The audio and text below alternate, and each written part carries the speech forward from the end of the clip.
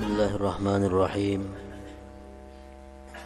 Alhamdulillah nahmaduhu wa nasta'inuhu wa nastaghfiruh wa na'udzu billahi min shururi anfusina wa min sayyiati a'malina.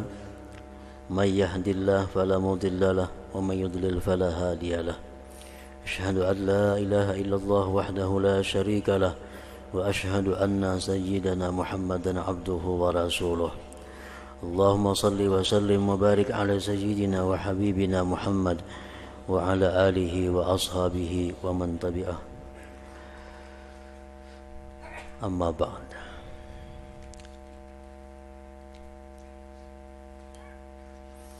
Yang kita hormati dan kita cintai para habaib dan para alim ulama, para muhibbin, hadirin hadirat rahimakumullah.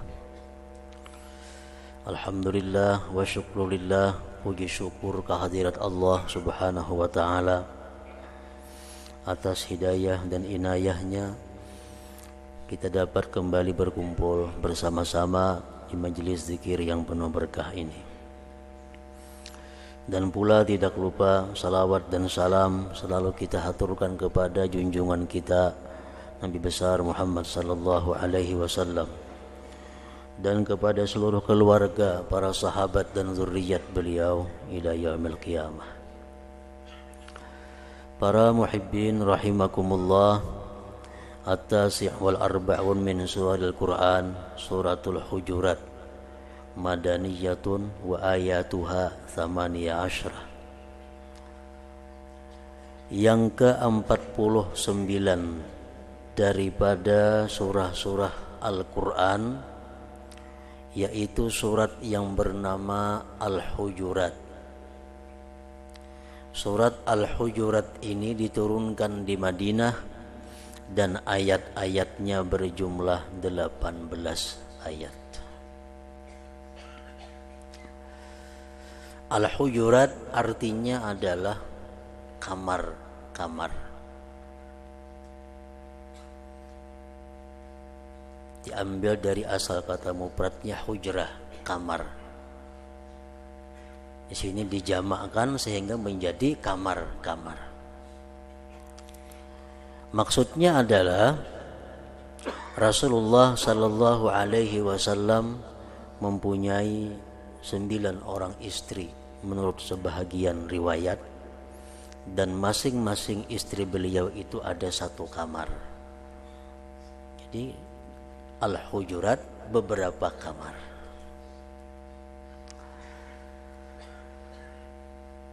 Dinamai surat yang ke-49 ini dengan Al-Hujurat karena pada ayat 4 Allah Subhanahu wa taala berfirman, innal ladzina yunadunaka min wara'il hujurati aktsaruhum la ya'qilun. Innal ladzina yunadunaka min wara'il hujurat aktsaruhum la ya'qilun walau annahum sabaru hatta takhruja ilaihim lakana khairan lahum wallahu ghafurur rahim. Ayat yang kelima. Allah Subhanahu wa taala berfirman yang artinya sesungguhnya orang-orang yang memanggil engkau hai Muhammad dari sebelah kamar. Orang-orang yang memanggil engkau dari belakang kamar, kebanyakan mereka itu adalah tidak berakal. Itu mereka orang-orang yang tidak punya akal. Andai kata mereka itu bersabar sehingga engkau keluar kepada mereka, niscaya yang demikian itu lebih baik. Dan Allah Maha Pengampun lagi Maha Penyayang. Ayat ini menurut para ulama tafsir diturunkan adalah kepada sebagian daripada kabilah Arab. Ada yang mengatakan Bani Taim. Mereka datang kepada Rasulullah sallallahu alaihi wasallam. Rasulullah sedang tidur. Lalu mereka berteriak-teriak di luar, ya Muhammad, ukhruj ilaina, hai Muhammad keluari kami, hai Muhammad keluari kami. Jadi tiap-tiap buah kamar didatangi kamar-kamar istrinya Rasulullah SAW, karena kada tahu Nabi di kamar yang mana. Ya Muhammad ukhruj ilaina, hai Muhammad keluari kami. Allah marah kepada mereka karena tidak punya adab kepada Rasulullah sallallahu alaihi wasallam. Sehingga Allah berfirman, orang-orang yang memanggil engkau itu hai Muhammad dari belakang kamar itu merupakan orang-orang yang tidak berakal. Orang yang kada beadab, kada tahu dibahasa. Andai kata mereka itu bersabar sehingga engkau keluari mereka, niscaya yang demikian itu lebih baik bagi mereka, dan Allah Maha Pengampun lagi Maha Penyayang. Para muhibbin rahimakumullah. Nah, jadi adab seperti itu, bahwa seseorang itu cukup dengan menunggu di depan rumahnya, itu lebih baik daripada kita mengetuk atau memanggil orang yang dalam rumah. Apabila yang kita datangi itu adalah orang-orang salihin, orang-orang para ulama, orang-orang para habaib, lebih baik kita duduk menunggu daripada kita mengetuk, apalagi memanggil macam orang Badawi itu.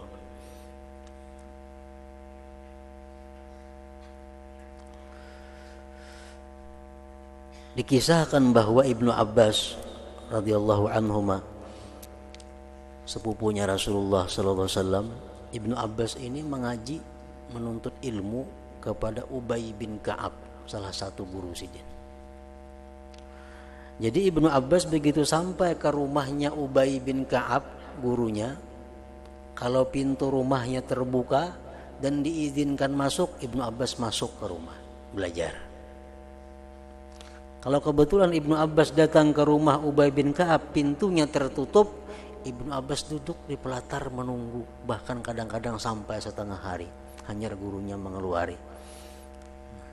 Nah, macam inilah adab yang diajarkan oleh Allah Subhanahu wa taala kepada kita kaum muslimin dan muslimat itu.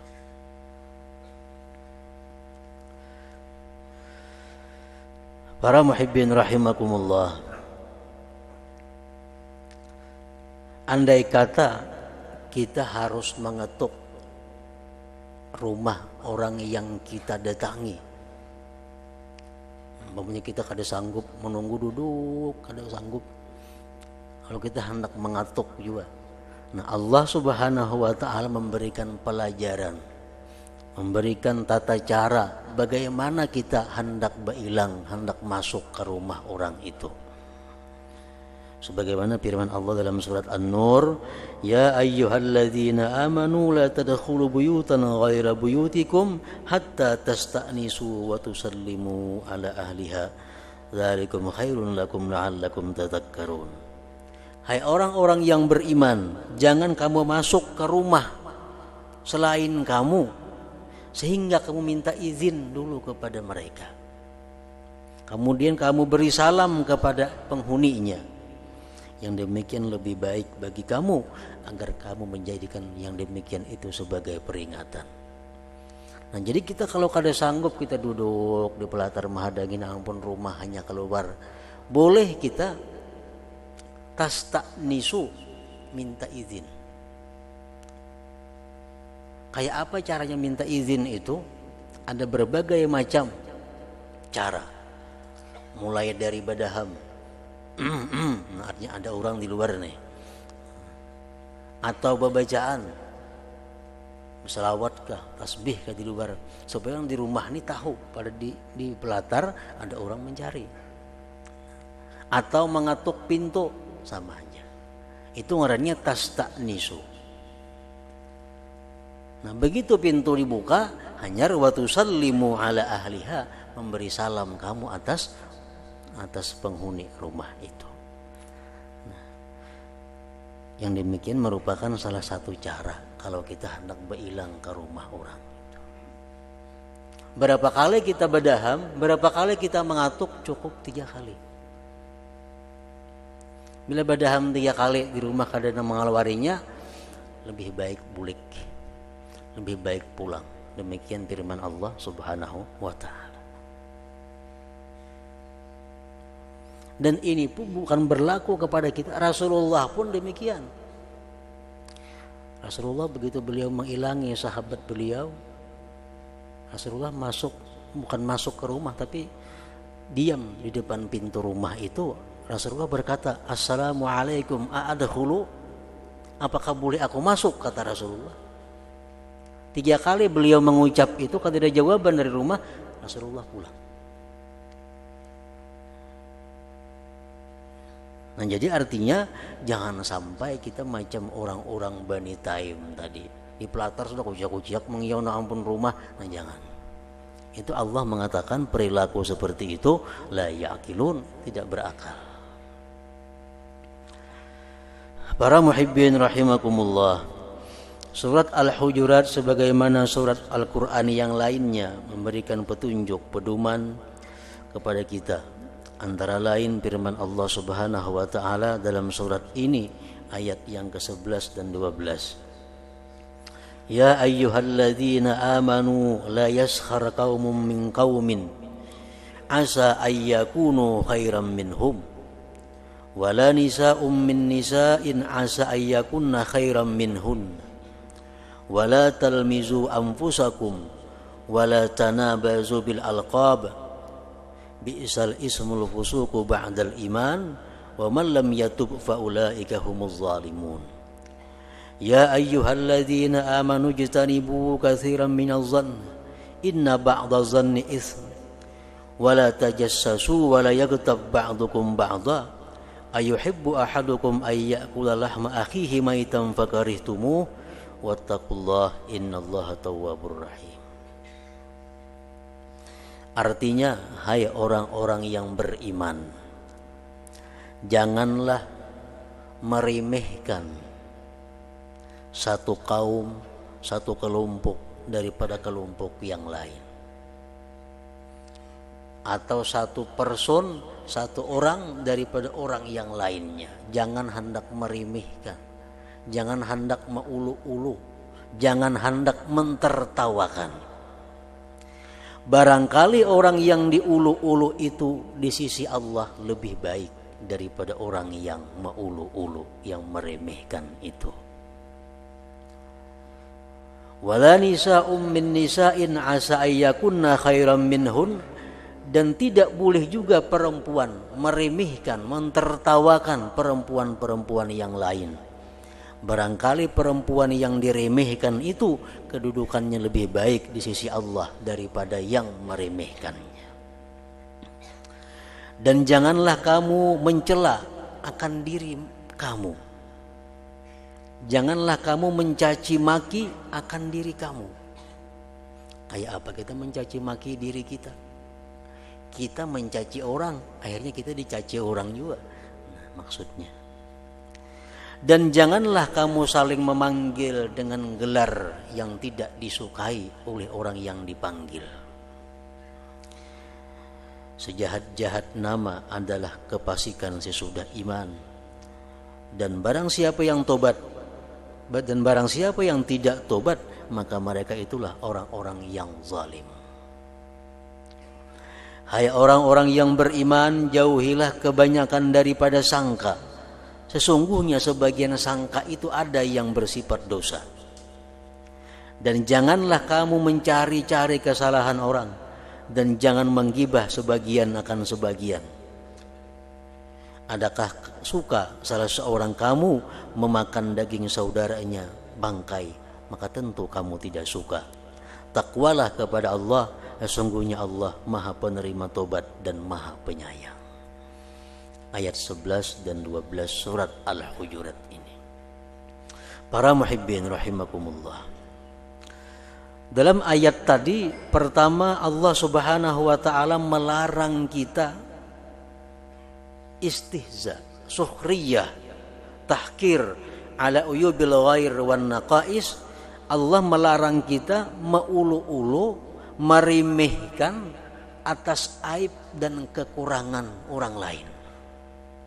Baik kekurangan pada bentuk tubuhnya, atau kekurangan pada pakaiannya, atau kekurangan pada agamanya. Pokoknya bila mana kita mengulu-ulu, Allah kada suka. Allah melarang seorang hamba mengulu-ulu, meremehkan, memperinting, mengecilkan hamba Allah yang lainnya.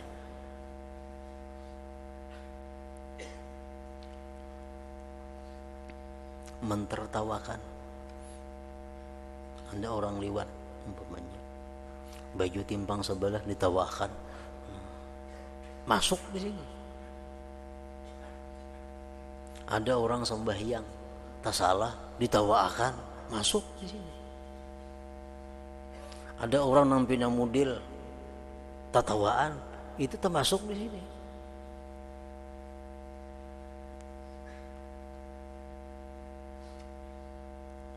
Rasulullah SAW bersabda, innal mustahzi'ina bin nas yuftahu li ahadihim babun minal jannah fayuqalu halumma halumma fayaji bikarbihi wa ghammih fa idza atahu ughliqa dunahu ila akhir. Rawahu Ibnu Abi Dunya. Orang yang suka mengulu-ulu manusia dibukakan bagi dia nanti di hari kiamat pintu surga. Orang masuk dia datang tutupi orang lawangnya. Dibuka orang pulang pintu sebelah, masukkan orang berjurutan masuk, tutupi orang pintunya. Nah, ini balasan orang-orang yang suka mentertawakan, yang suka mengulu-ulu meremehkan hamba Allah Subhanahu wa Ta'ala. Ya ayyuhalladzina amanu la yaskhar qaumun min qaumin. Janganlah mengulu-ulu satu kaum, satu orang kah daripada orang yang lainnya, karena barangkali orang yang diulu-ulu itu lebih baik derajatnya di sisi Allah Subhanahu wa Ta'ala.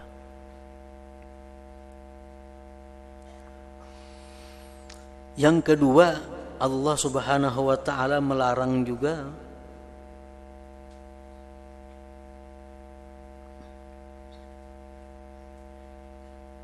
wala talmizu anfusakum. Janganlah mencela. Jangan mencela, mencaci maki hamba Allah Subhanahu wa Ta'ala.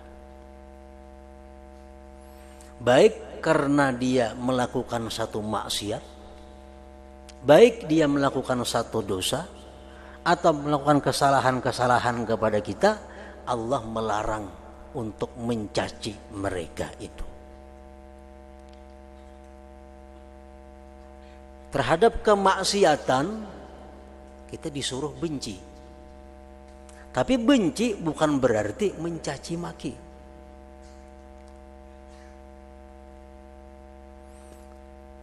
Orang berbuat maksiat, jangan dicela, jangan dicaci maki. Kalau kita benci kepada perbuatan maksiat, itu disuruh Allah.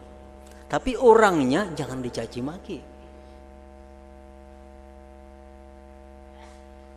Imam Al-Qurtubi mengatakan, "Fala'alla may yuhafidhu 'alal a'mali adh-dhahirah ya'lamullah min qalbihi wasfan madhmuma la tasihhu ma'ahu tilkal a'mal wa la'alla man ra'ayna 'alaihi tafritan aw ma'siyah ya'lamullahu min qalbihi wasfan mahmuda yaghfiru lahu bisababihi fal a'mal amaratun zanniyah la adillatun qat'iyyah wa yatarattabu 'alaiha adamul ghulu bi ta'zimi man ra'aynahu 'alaihi af'alan salihah wa 'adamul ihtikar li muslimin ra'ayna 'alaihi af'alan sayyi'ah."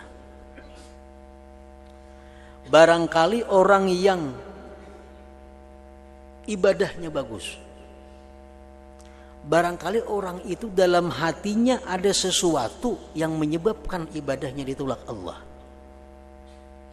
Orangnya penyembahyang, orangnya pembaca Al-Quran, orangnya ke-17 salawat, samuan amal kebaikan digawinya. Nah, barangkali orang seperti itu dalam hatinya ada sifat-sifat yang membuat Allah benci kepada inya sehingga amal ditolak Allah. Dan barangkali orang yang kita lihat berbuat maksiat, orang yang kita berbuat maksiat, kita lihat berbuat dosa, barangkali orang itu dalam hatinya ada sifat yang terpuji, yang Allah ampuni dosanya sebab sifat terpuji itu. Karena amal zahir ini hanya merupakan tanda yang zanniyah, bukan pasti. Bila orang sembahyang pasti baik, kada. Orang berbuat maksiat pasti jahat, belum tentu.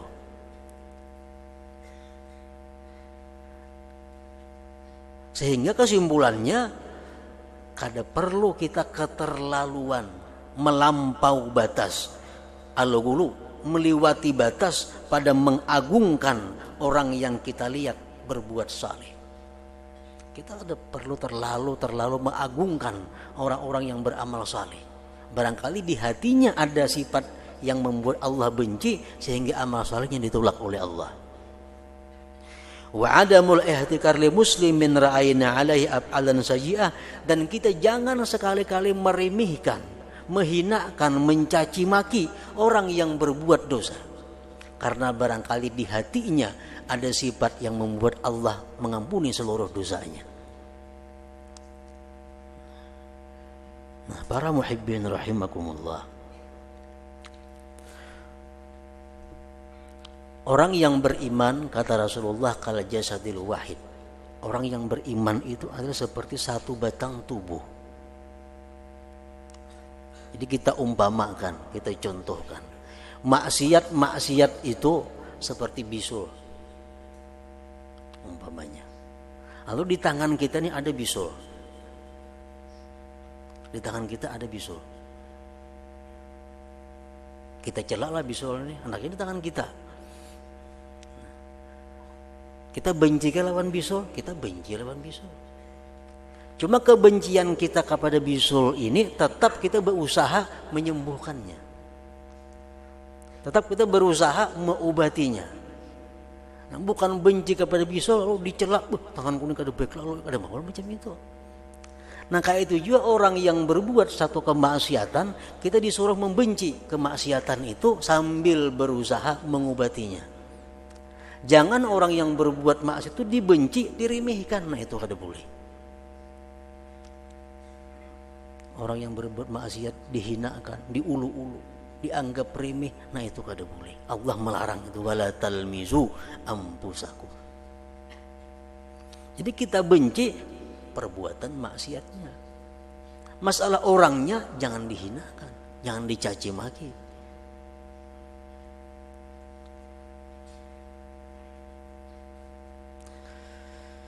Para muhibbin rahimakumullah, yang ketiga yang di sini Allah melarang kita adalah at-tanabuz bil alqab, bepanggil panggilan lawan galar.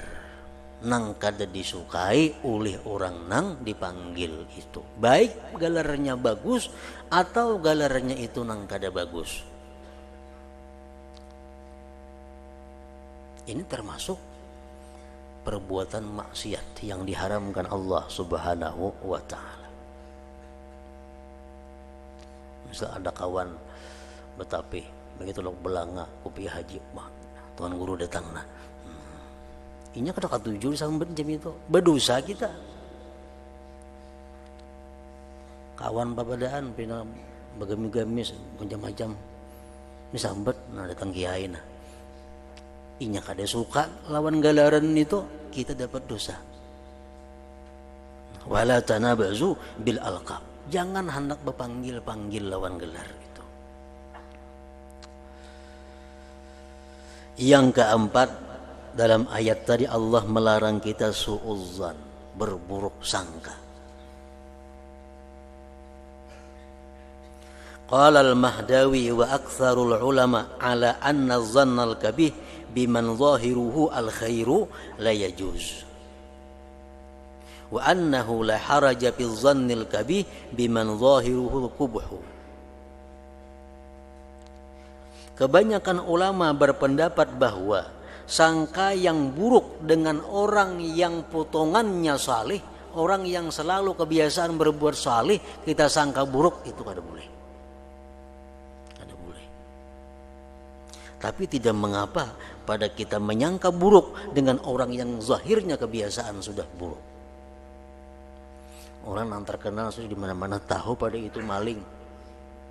Tahu pada itu maling. Malam duduk di pelatar kita, nah ini maling duduk nah. Dalam hati nih, ini ya sudah nih maling.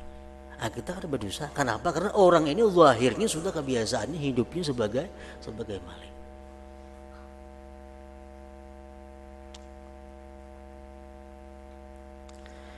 Yang kelima,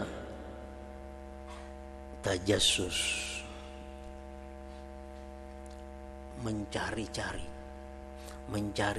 tahu nang sesuatu kada perlu, mencari tahu keaiban orang.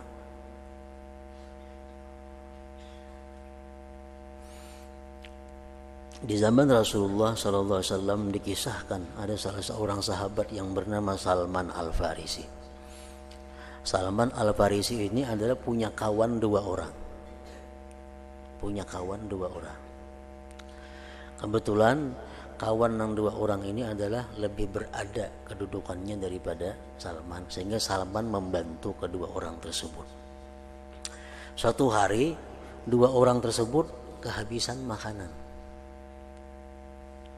Lalu dia menyuruh Salman, datangi peng Rasulullah yang minta kalau ada makanan lawan sidin. Berangkat Salman kepada Rasulullah Sallallahu Alaihi Wasallam. Salman datang kepada Rasul minta sesuatu, ujar Rasulullah yang datangi Usamah bin Zaid. Usamah bin Zaid datangi, barangkali di wadainya ada makanan. Salman datang kepada Usamah bin Zaid mencari makanan. Ujar Usamah, makanan habis. Bulik Salman kepada dua orang yang menyuruhnya tadi. Tadi aku datangi Rasulullah, ujar Rasulullah datangi Usamah, ujar Usamah makanannya habis. Ujar nang berdua tadi, pada hadapan habis Usamah nang pemalar. Itu sangka buruk ngarannya. Pada benda ya habis makanan. Usamah aja nang memalarakan itu. Coba pang kita cek, nah iya ini tajassus ngarannya. Mana sudah menyangka jahat, hendak mancik pun orang pulang.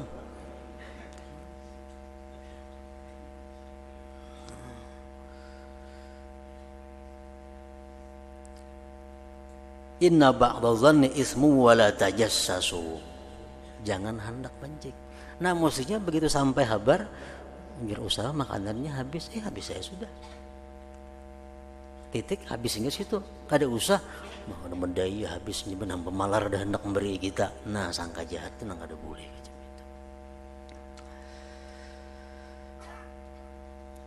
Ibnu Mas'ud pernah didatangkan seorang laki-laki yang di janggutnya ada titikan bekas arak. Datang kepada Ibnu Mas'ud, laki-laki yang di janggutnya masih ada titikan bekas arak. Datang kepada Ibnu Mas'ud, sidin layani. Kada mau sidin bertakun, itu di janggut bekas arak kenapa itu? Nah, itu artinya mencari-cari dosa orang. Jakanya kita melihat inyarahatan nginum arak, nah kita hampas butulnya, jangan orangnya yang ditampilin, butulnya yang dihampas. Jadi amar ma'ruf nahi munkar itu macamnya bukan menampilin orang yang berbuat maksiat kada, tapi menghancurkan barang kemaksiatannya itu. Nah, ada ini kada, cuma bakasnya minum arak ada. Nah Ibnu Mas'ud kada bertakun. Minum apa tadi? Di mana? Kada mau. Kenapa? Mencari-cari dosa orang. Itu dilarang oleh Allah Subhanahu wa taala. Ada orang lewat, misalnya membawa bini-bini. Bah tuh bisa kada bininya tuh nak kucek pangkaian. Apa mancik orang? Nang bini orangnya kenang kada bini orang kada ada urusan kita. Nah ini yang dilarang oleh Allah Subhanahu wa taala, berbuat nang kada kakaruan, nang kada ada gunanya. Ijtanibu katsiran minadh-dhann inna ba'dadh-dhann ismu wa la tajassasu. Wa la yaghtab ba'dukum ba'dha. Dan yang keenam adalah jangan sekali-kali kamu berbuat ghibah. Kada tuh pas iritannya bila berburuk sangka lawan orang, kayaknya meneliti pun orang, akhirnya kita menggibah orang, menyembati orang. Nah para muhibbin rahimakumullah, untuk gibah ini cukup satu firman, satu hadis Rasulullah Sallallahu Alaihi Wasallam yang menyatakan, iyyakum wal ghibata fa innal ghibata ashaddu minaz zina fa innar rajula qad yazni wa yatub fayatubullah subhanahu alaihi wa inna sahibal ghibah la yaghfiru lahu hatta yaghfira lahu sahibuhu. Rawahu Ibnu Abi Dunya. Ujar Nabi kita, aku takuti kalian daripada melakukan ghibah. Sesungguhnya ghibah itu lebih sulit daripada perzinahan. Lebih sulit tobatnya daripada zina. Lain kalau menzinahi bini orang tuh lain lagi pulang nih, zina yang biasa. Seseorang laki-laki itu dia berbuat zina, dia bertobat kepada Allah, Allah bisa menerima tobatnya. Nah kalau orang yang melakukan ghibah, Allah tidak mengampuni dosanya sebelum mengampuni baginya orang yang dia ghibah. Itu kan berat ini. Rawahu Ibnu Abi Dunya. Para muhibbin rahimakumullah, jadi ada sekurang-kurangnya atau setidak-tidaknya dari ayat 11, ayat 12 surah Al-Hujurat ini memberikan larangan, tegahan kepada kita. Yang pertama, jangan sekali-kali kita mentertawakan kelemahan orang, mentertawakan kejelikan orang. Yang ketiga, jangan hendak mencela, mencaci maki orang lain walaupun dia melakukan satu kemaksiatan. Yang ketiga, jangan sekali-kali kita memanggil orang dengan gelar kecuali gelar yang dia suka. Kecuali gelar yang dia suka. Yang keempat, jangan berburuk sangka. Yang kelima, jangan hendak mencari-cari dosa orang, jangan hendak mencari-cari kesalahan orang lain. Dan yang keenam, jangan hendak mengumpat atau menggibah orang. Nah, para muhibbin rahimakumullah, mudah-mudahan apa yang dilarang oleh Allah Subhanahu wa taala ini dapat kita jauhi dengan sejauh-jauhnya. Wa ila hadratin Nabi sallallahu alaihi wasallam. Al-Fatihah.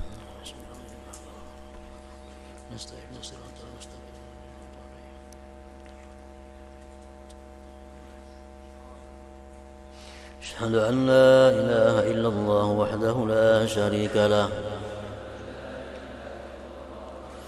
أشهد أن سيدنا محمدا عبده ورسوله لا إله إلا الله نستغفر الله لا إله إلا الله نستغفر الله لا إله إلا الله نستغفر الله لا إله إلا الله ونتوب إلى الله لا إله إلا الله محمد رسول الله صلى الله عليه وسلم فيا أيها الراجون منه شفاعة صلوا عليه سلموا تسليما صلى وسلم